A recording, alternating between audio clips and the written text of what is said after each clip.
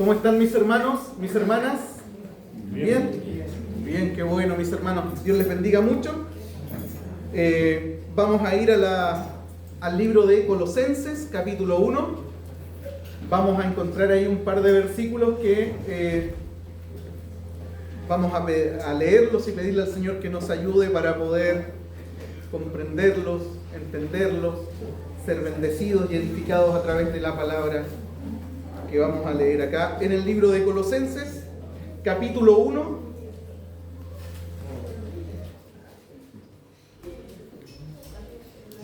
Del versículo 3 en adelante. Colosenses 1, 3 en adelante. ¿Lo tienen listo, no es cierto? ¿Sí?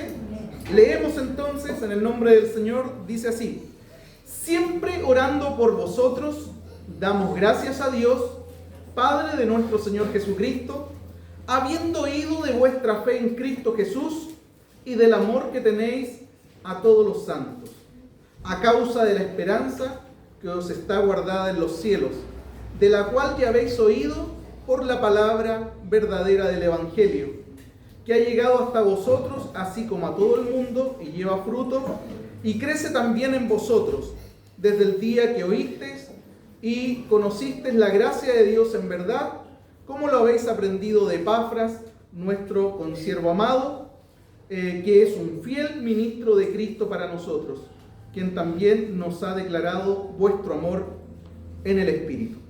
Oramos. Padre, en el nombre de Jesús, muchas, pero muchas gracias te queremos dar por haber movido nuestro corazón para poder estar aquí hoy día a esta hora, Señor. Gracias por el tiempo previo de los discipulados, gracias por el momento de la adoración, gracias por tu palabra que será expuesta en este momento. Oramos y pedimos con todo nuestro corazón que tu Espíritu Santo se pueda mover libremente en cada fila, en cada silla, en cada corazón, en cada uno de nosotros. Pedimos que tu Espíritu Santo nos pueda fortalecer en esta hora y capacitar para poder, por un lado, exponer tu palabra fielmente y lleno de ti, Señor, pero también poder recibirla, Señor, y entenderla, comprenderla y aplicarla a nuestra vida. En el nombre de Jesús te damos muchas gracias, Señor, y estamos dispuestos, disponibles para que nos puedas hablar. En el nombre de Jesús, amén. Amén. Colosenses, capítulo 1. Para poder entender un poquito algunos pasajes que acabamos de leer, primero es necesario que veamos asuntos que tienen que ver con el contexto de la carta, cuando se escribió y todo lo relacionado a ello.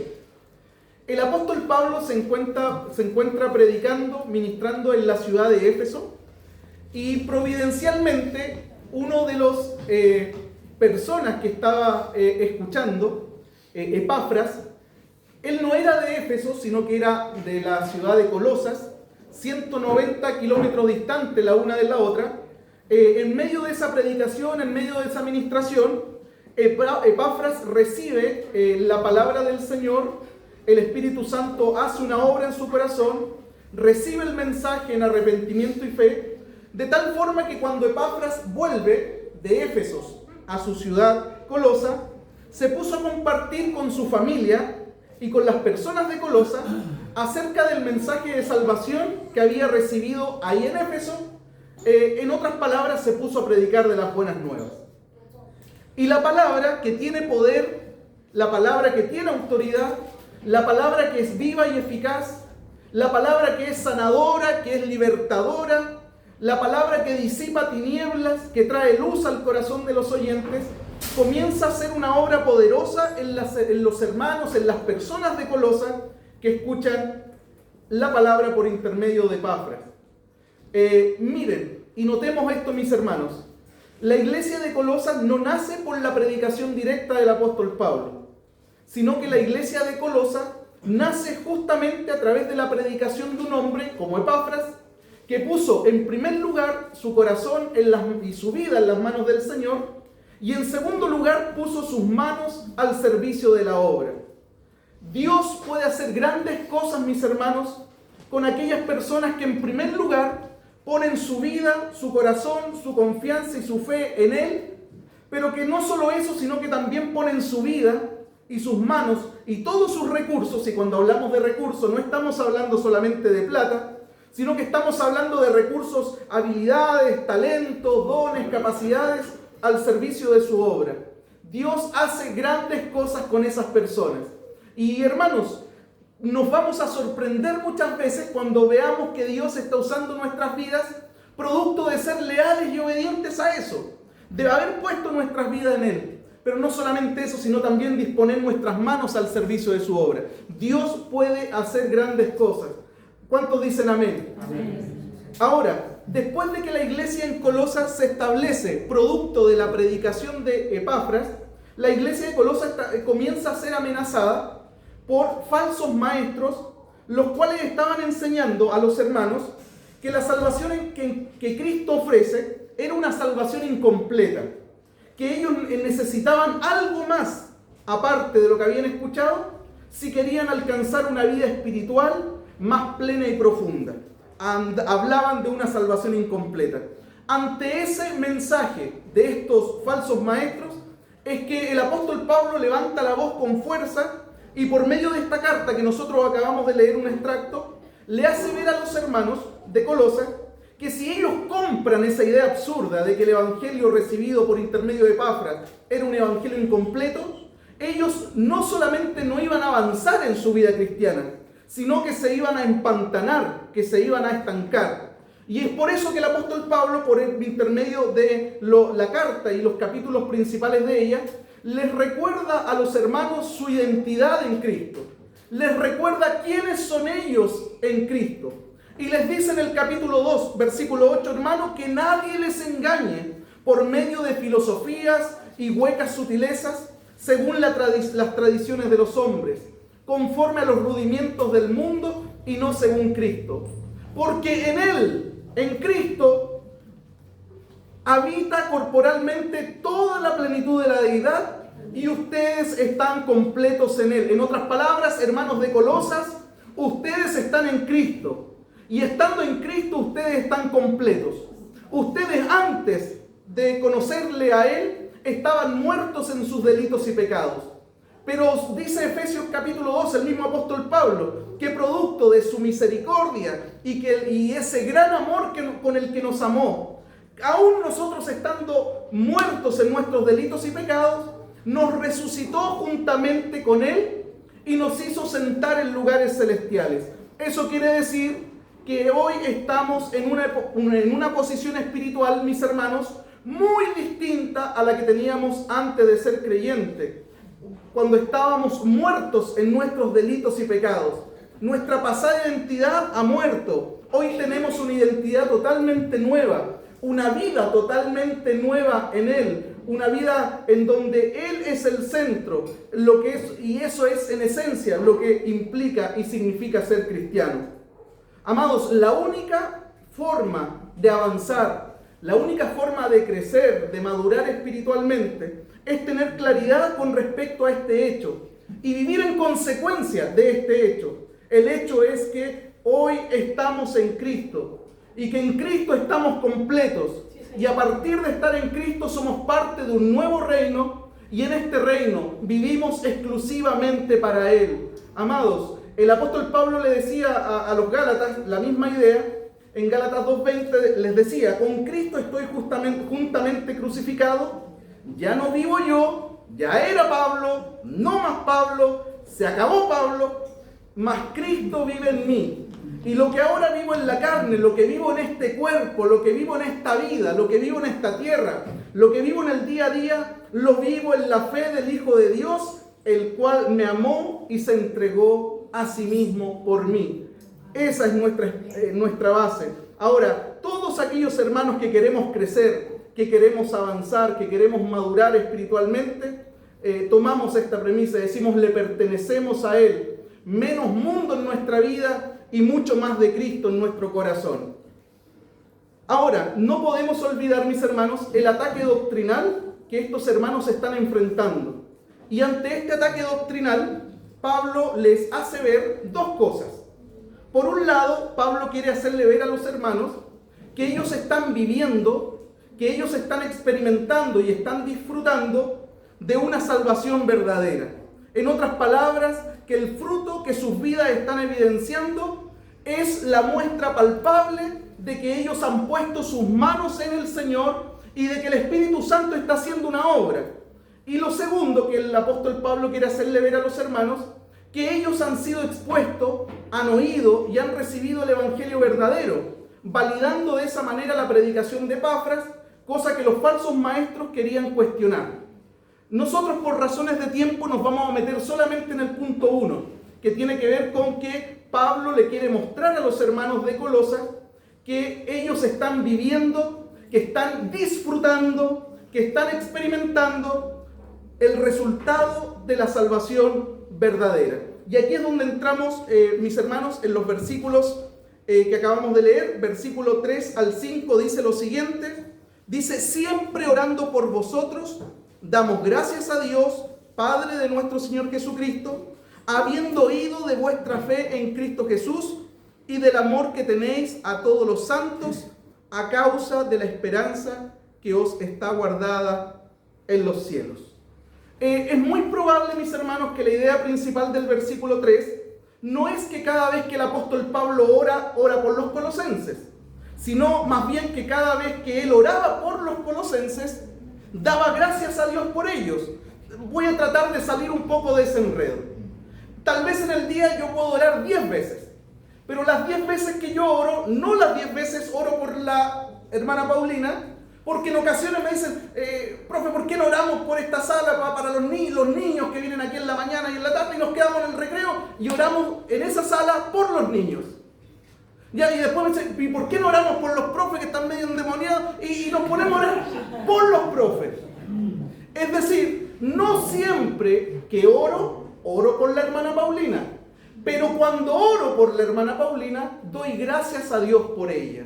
Es la misma idea del versículo 3. No siempre en mis oraciones oro por los hermanos de Colosas, pero cuando oro por los hermanos de Colosas, doy gracias a Dios por ellos. Por eso la Nueva Versión Internacional lo traduce de esta manera, de la siguiente manera: siempre que oramos por ustedes, hermanos de Colosas, damos gracias a Dios. Ahora mi pregunta es, ¿qué es lo que movía al apóstol Pablo a un sentimiento de gratitud cuando oraba por los hermanos de Colosas? Lo que movía a gratitud el corazón del apóstol Pablo cuando pensaba en ellos, cuando se acordaba y oraba por los hermanos de Colosas, es que estos hermanos estaban manifestando en sus vidas evidencias muy claras de su salvación en Cristo. Ahora, es interesante un punto que lo hicimos ver en el discipulado, un punto a notar, que Pablo no le agradece a los colosenses, a los hermanos, y les dice: hermanos, yo les doy gracias a ustedes por la fe que manifiestan en el Señor. Le doy gracias a ustedes por el amor que se tienen los unos por los otros. Le doy gracias a ustedes por la esperanza. No le das gracias a ellos, sino que en los versículos que acabamos de leer, el apóstol Pablo le da gracias a Dios. ¿Por qué le da gracias a Dios? Porque esas virtudes espirituales, mis hermanos, como la fe, como el amor del uno hacia el otro, como la esperanza, no son virtudes espirituales que se producen en el ser humano por sí mismo. Esas virtudes espirituales no proceden, no son inherentes a nosotros, no nacen con nosotros, no las puede producir el ser humano por más que quiera producirlas, no las puede producir. Eso es algo exclusivo que el Señor hace en la vida de los creyentes por intermedio de su palabra y por intermedio del Espíritu Santo. Por eso lo que el apóstol Pablo es decir: gracias a ti, Señor. Porque si se manifiesta en ellos fe, se manifiesta en ellos amor los unos por los otros, se manifiesta en ellos esperanza, no es porque ellos la han producido, es porque tú la has producido en sus corazones, dando evidencias claras, muestras claras de que ha llegado a sus corazones el Dios vivo y verdadero que cambia y revoluciona todas las cosas. Eso es lo que el versículo 3 está diciendo. Por lo tanto, amados hermanos míos, si algo bueno se produce en medio de nosotros, en medio de nuestra vida, si algo espiritual florece y es evidente en medio de nosotros, esa no es ni más ni menos que la obra del Espíritu Santo en medio de nosotros. Porque todas esas virtudes espirituales que se pueden evidenciar en nosotros no son producto de que nosotros trabajamos en ellas, no son producto de que nosotros las produjimos, no son producto de que nosotros nos esforzamos en que ellas crecieran, o que porque nosotros tenemos una inclinación natural hacia hacer lo bueno. No, mis hermanos, todas las virtudes espirituales que se puedan evidenciar en nosotros es porque Dios las produjo por intermedio de su palabra y la obra del Espíritu Santo en nosotros. ¿Cuántos dicen amén? Amén. Por eso, mis hermanos, siempre la gloria es de Él. Por eso es imposible que alguien pueda quedarse con la gloria del Señor. Porque cada cosa buena que nosotros podemos hacer no es producto de que a nosotros se nos ocurrió. Es producto de la obra de Él en nuestras vidas. Hermano, por naturaleza somos egoístas, por naturaleza somos individualistas, por naturaleza somos corruptos. Por lo tanto, jamás se va a producir algo bueno en nosotros sin que el Espíritu Santo intervenga en medio de nosotros. Por eso es importante que dejemos que el Espíritu Santo trabaje en nuestros corazones, que no nos opongamos a su obra, que no nos resistamos a lo que quiera hacer, sino disponernos para que Él pueda trabajar en nuestras vidas y nos transforme a la imagen de Cristo. Ahora, mis hermanos, una pregunta: ¿cómo el apóstol Pablo sabía que este grupo de personas de Colosas pertenecían a la familia de la fe? Que era un grupo de gente salva, que era un grupo de gente que se había convertido a Cristo. Si se lo preguntamos a un evangelista, tal vez nos diga: mire, porque levantaron la mano. Si se lo preguntamos a un evangelista, va a decir: no, porque ellos pasaron al frente, porque hicieron la oración del pecador. Tal vez eso nos diría un evangelista, pero eso no es lo que está diciendo el apóstol Pablo acá. ¿Cuál es la evidencia que lleva a Pablo a pensar de que estos hermanos son salvos? La evidencia es que estas personas manifestaban fruto visible de esa salvación que se había producido en ellos. Miren el versículo 4, mis hermanos. Habiendo oído de vuestra fe en Cristo Jesús y del amor que tenéis a todos los santos a causa de la esperanza que os está guardada en los cielos. Estos hermanos habían experimentado, estaban experimentando, estaban manifestando, estaban evidenciando los tres elementos básicos del verdadero cristianismo. ¿Cuáles son esos elementos nombrados acá? Por un lado la fe, por un lado el amor, por otro la esperanza. Hay hasta una canción: viva la fe, viva la esperanza, viva el amor. Y el versículo más emblemático es de 1 Corintios 13:13, cuando dice: ahora permanecen la fe, la esperanza y el amor. Estos tres, pero el mayor de ellos es el amor. Nosotros podemos mencionar otras evidencias que pueden ver, que se dejan ver cuando una persona tiene una relación especial con el Señor. Pero estas tres son esenciales, porque estas tres son el núcleo de donde fluyen y emanan todas las demás características o evidencias de una persona que es salva por intermedio de Cristo.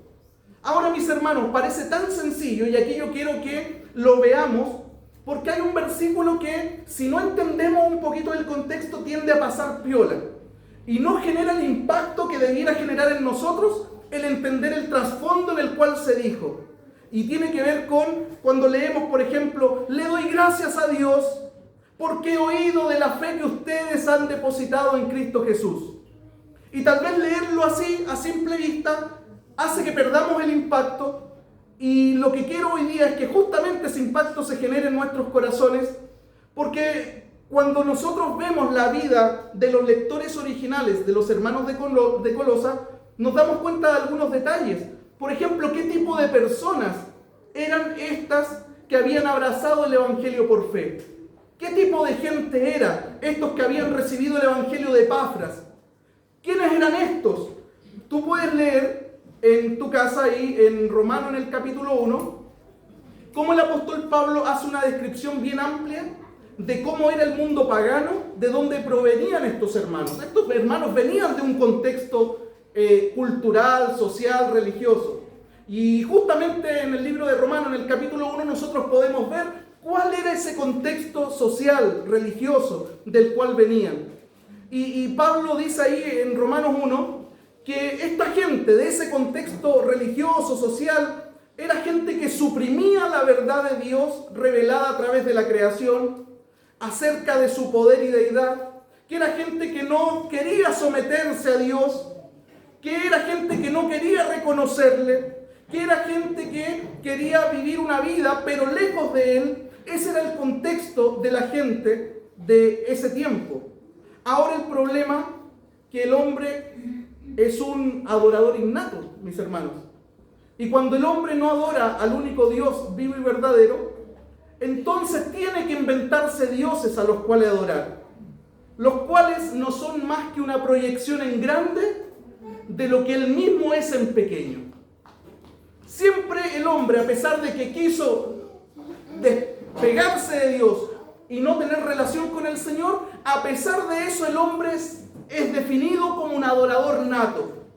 Ahora, al no tener una relación con el Dios vivo y verdadero, necesariamente se inventa sus propios dioses, los cuales, insistimos, no son más que una proyección en grande de lo mismo que es Él, los cuales, y si nosotros leemos parte de la mitología griega, para ver cómo eran los dioses del Olimpo, nos vamos a dar cuenta que los dioses del Olimpo eran unos depravados.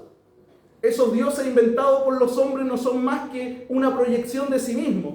Por lo tanto, si vemos la depravación de esos dioses, lo que estamos viendo es la depravación de aquellos que inventaron esos dioses, que insistimos no son más que una proyección en grande de ellos mismos.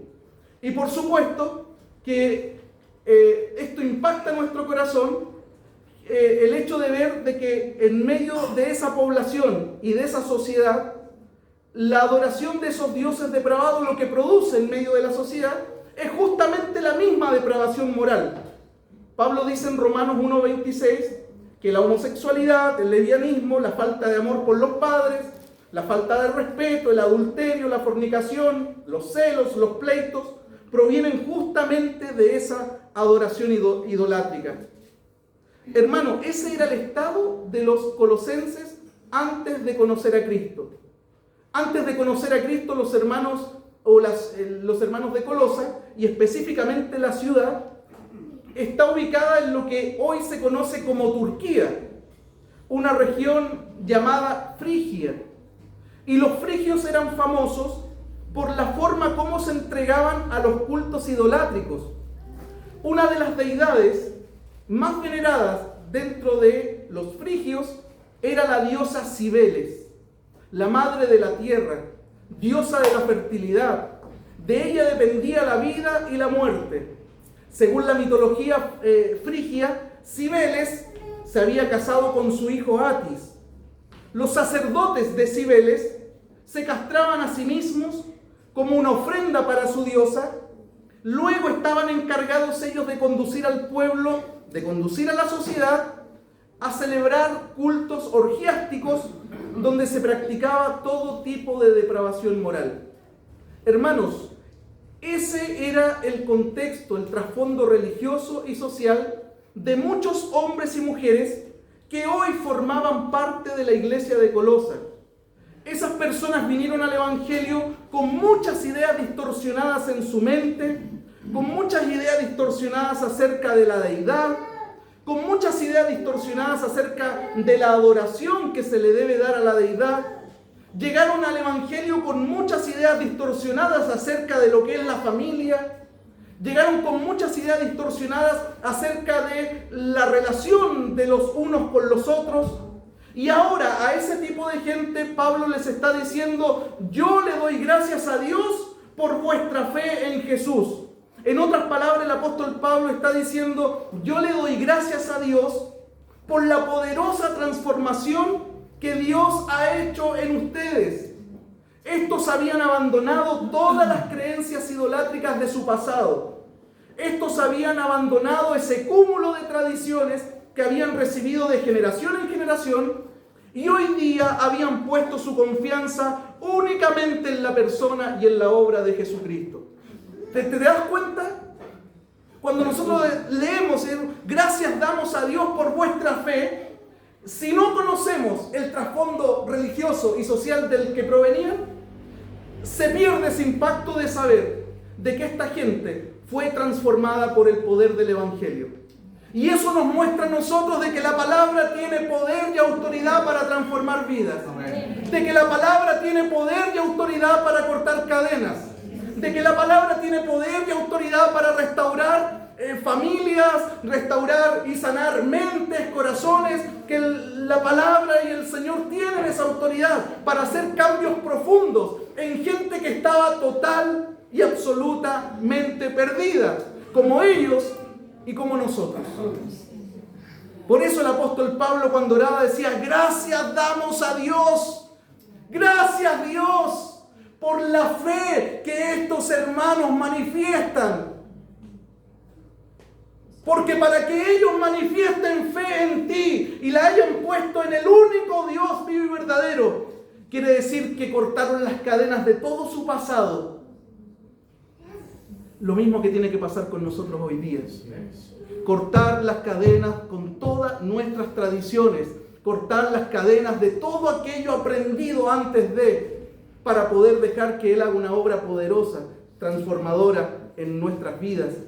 Esta gente, mis hermanos, de Colosa, experimentó una profunda transformación interior que cambió por completo su forma de vivir, su forma de pensar. Ellos llegaron a entender que todos sus dioses eran seres mitológicos y que solo Cristo era el único Dios vivo y verdadero. Pablo no solamente fue movido a gratitud porque tenían fe.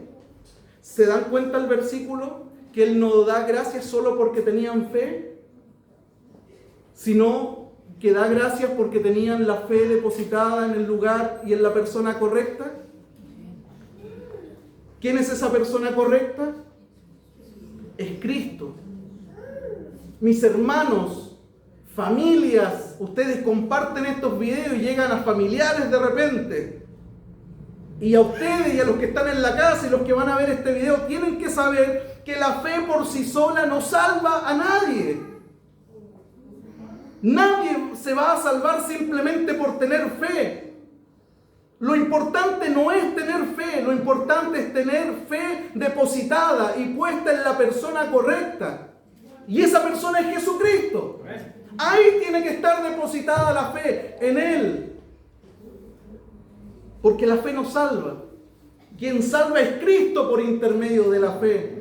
¿Dónde está depositada su fe? ¿Dónde está depositada su esperanza? Nuestra esperanza, nuestra fe tiene que estar depositada en Él. Y el apóstol Pablo decía: gracias Señor, porque estos hermanos han evidenciado que han puesto su fe en ti, cortando con todo lo que en algún momento fue parte de sus vidas en el pasado.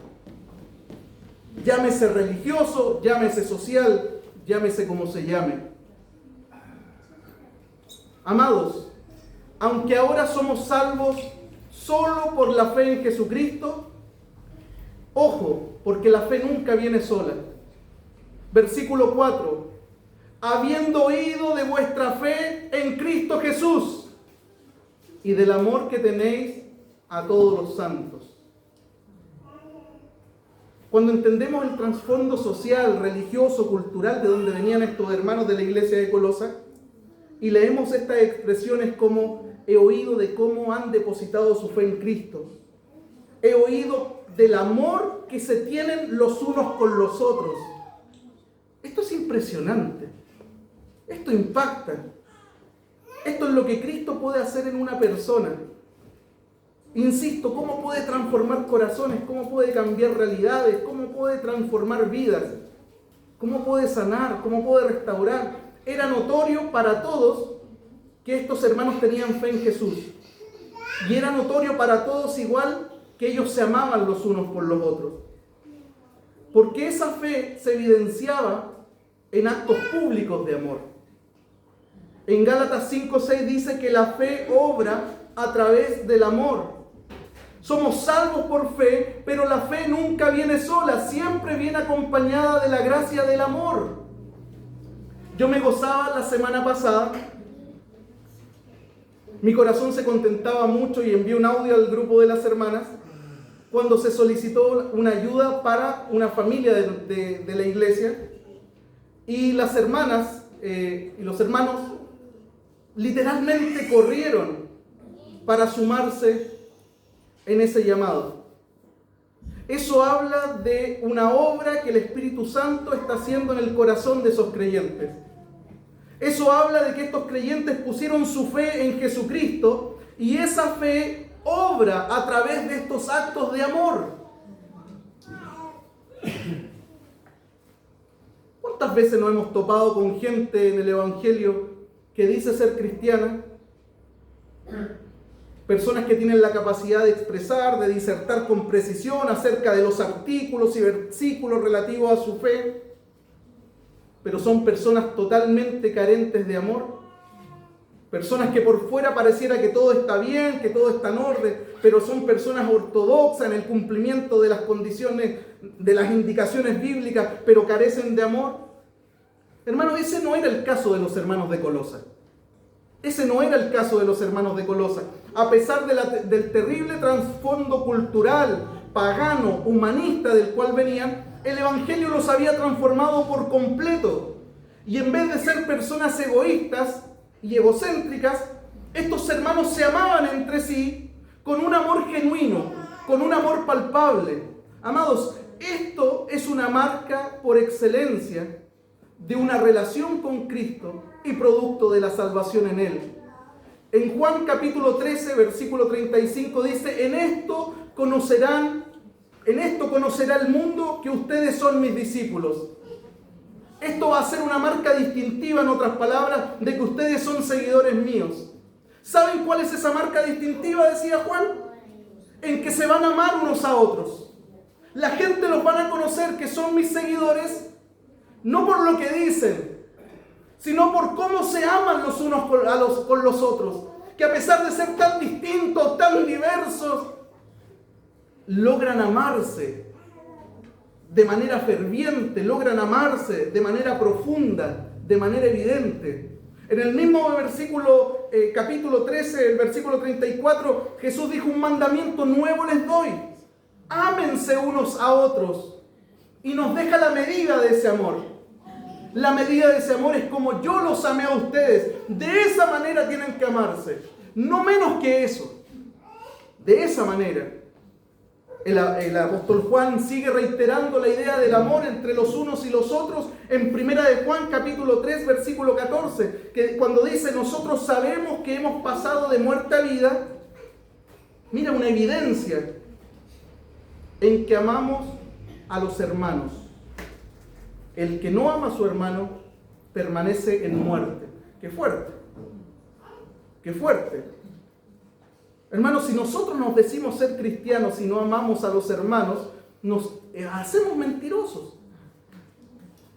¿Cómo podemos decir que amamos a alguien que vemos, a alguien que no vemos, como el Señor, si no somos capaces de amar a alguien que sí lo podemos ver, que sí lo podemos tocar? Dios es amor, y el que conoce a Dios lo evidencia amando, lo evidencia sirviendo, lo evidencia dándose por el otro. Ahora, mis hermanos, ¿cuál era la base sobre la cual descansaban la fe y el amor de estos hermanos de Colosas?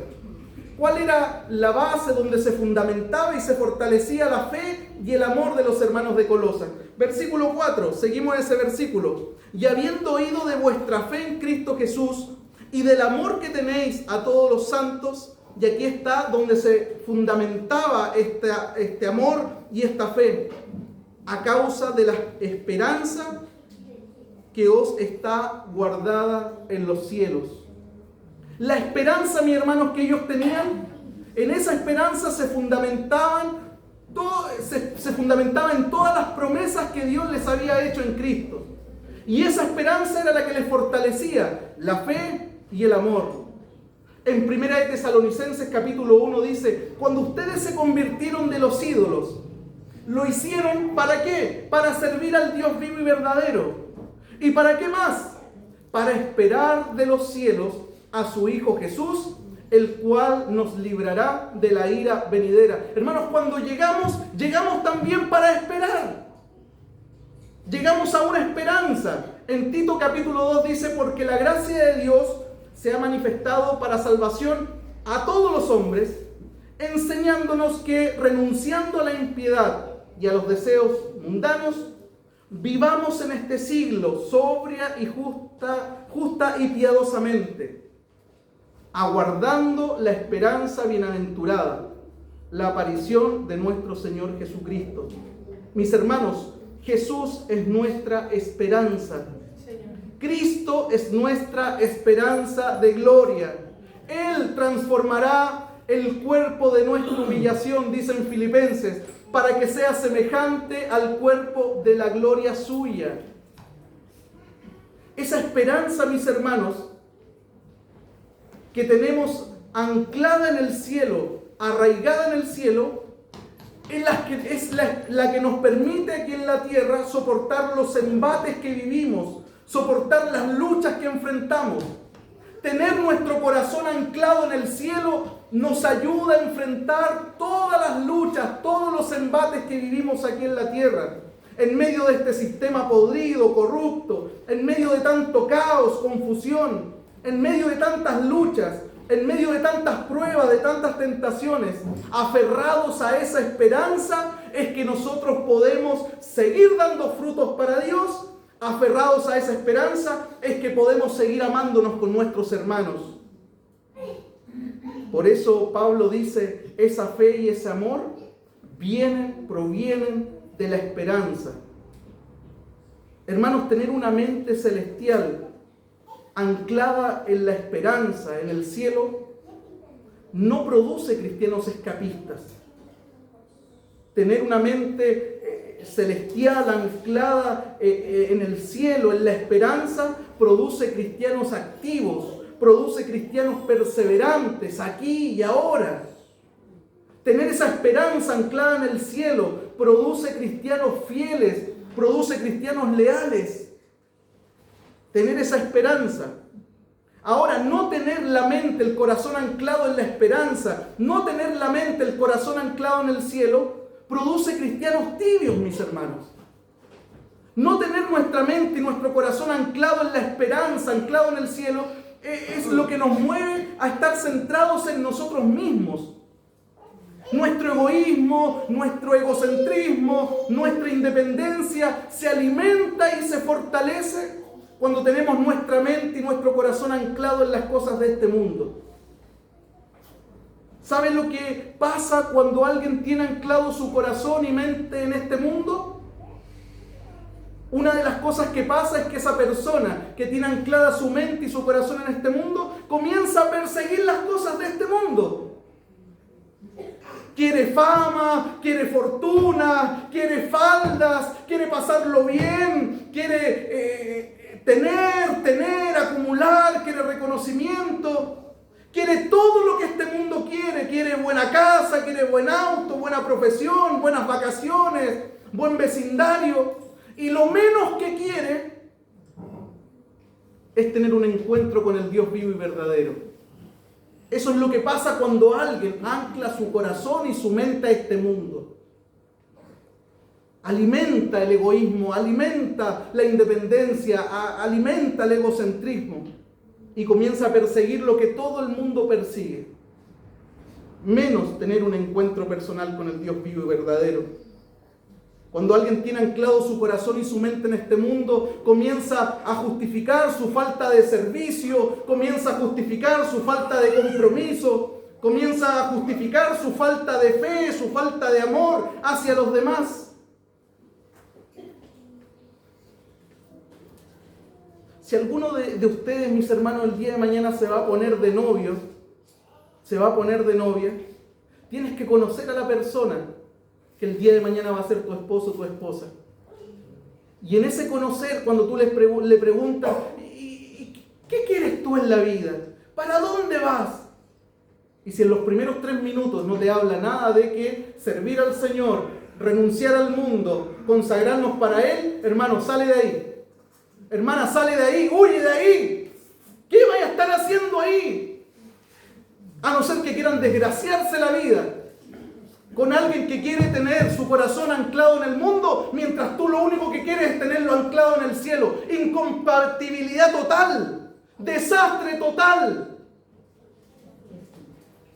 No pueden tener una relación con alguien que no está ni ahí con el Señor. Con alguien que su corazón está anclado en las cosas de este mundo y te habla así, voy a estudiar, voy a hacer... Sí, eso es lo que cualquier persona del mundo persigue y no está mal, qué rico que estudien, qué rico que quieran surgir, pero cuando no aparece Cristo en ningún lado, esa es una ampolleta roja que se prende y que tú tienes que discernir en el Espíritu. Huye de ahí. ¿Qué estás haciendo ahí? Arranca de ahí mientras pueda arrancar. Nosotros luchamos por mantener nuestro corazón anclado en el cielo, la esperanza viva y real. No podemos involucrarnos con alguien que no está ni ahí con anclar su corazón en el cielo, sino que aquí lo tiene anclado. En Hebreos 10:34, mira esto, mi hermano. Hebreos 10:34. Porque de los presos también os compadecisteis, y el despojo de vuestros bienes sufristeis, y lo hiciste con gozo, sabiendo que tenéis en vosotros una mejor y perdurable herencia en los cielos. ¿Se entendió? Se compadecieron de los que fueron porque de los presos también os compadecisteis, y el despojo de vuestros bienes sufristeis con gozo, sabiendo que tenéis en vosotros una mejor y perdurable herencia en los cielos. ¿Sabes de qué está hablando aquí, mi hermano? Aquí tenemos a cristianos de origen judío que ven cómo sus vecinos, también cristianos, de origen judío, que están saliendo del judaísmo para entrar al cristianismo, cómo estos hermanos están siendo encarcelados. Estos hermanos que vienen del judaísmo, entiéndelo bien, están siendo encarcelados. ¿Cuál es la razón? ¿Cuál es la acusación del encarcelamiento? El identificarse con Jesús. Nada más que eso. Ahora, el identificarse con Jesús no solamente significaba cárcel para ellos, sino que también significaba que muchas de sus familias cortaban lazos con ellos. Que muchos de sus amigos cortaban lazos con ellos.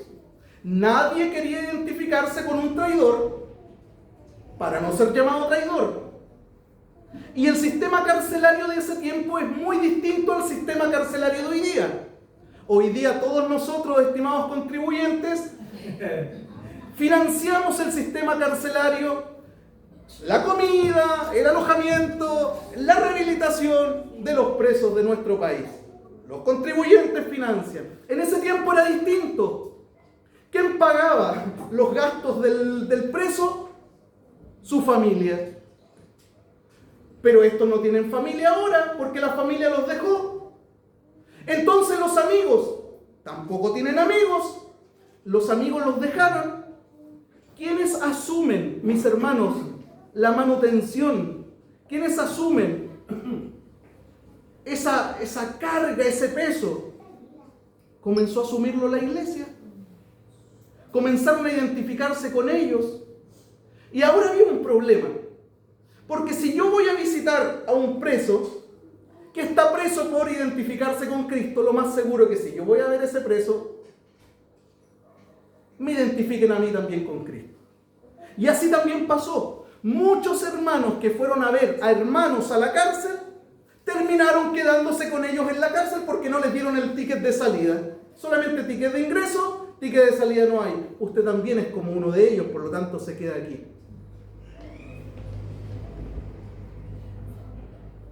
Ellos solo tenían a sus hermanos, a los hermanos de la iglesia.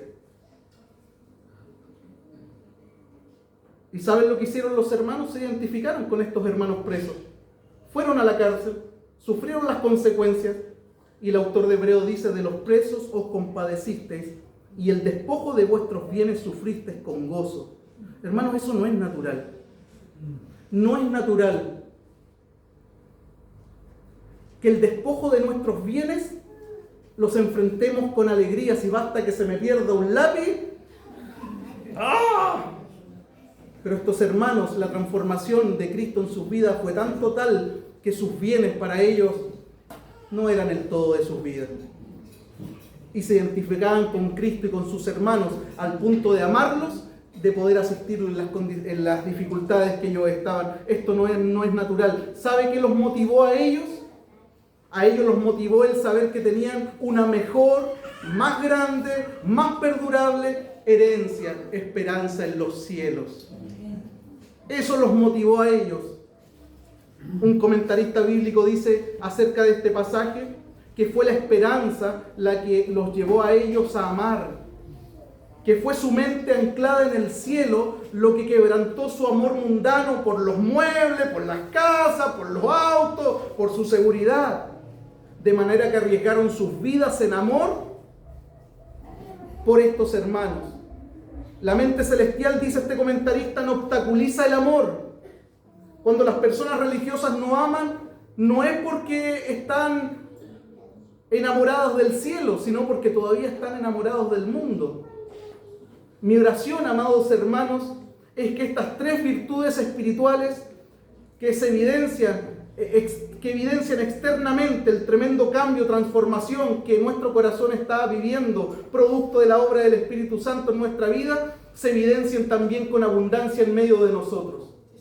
Que en medio de nosotros se evidencie una fe total, absoluta, puesta en la persona de Jesucristo. Al punto de que nada nos llene más que Él.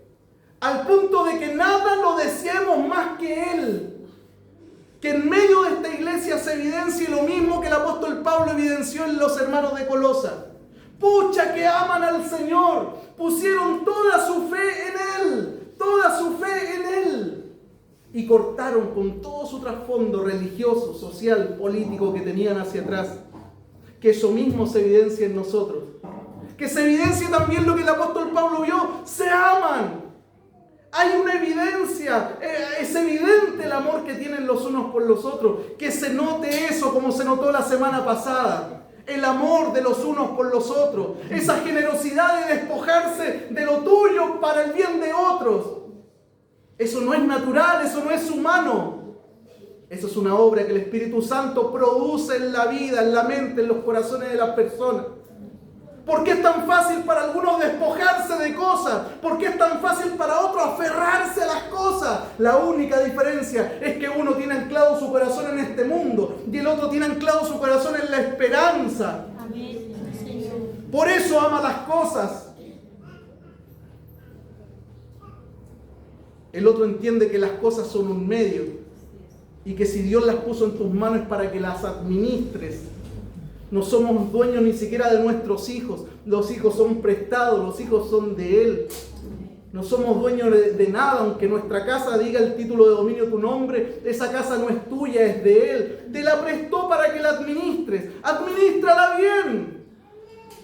Administrala para su gloria.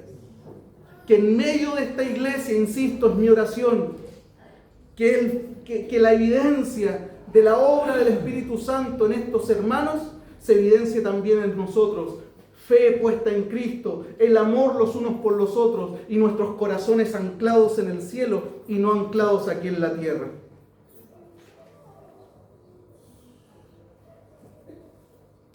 Póngase de pie, mi hermano, por favor.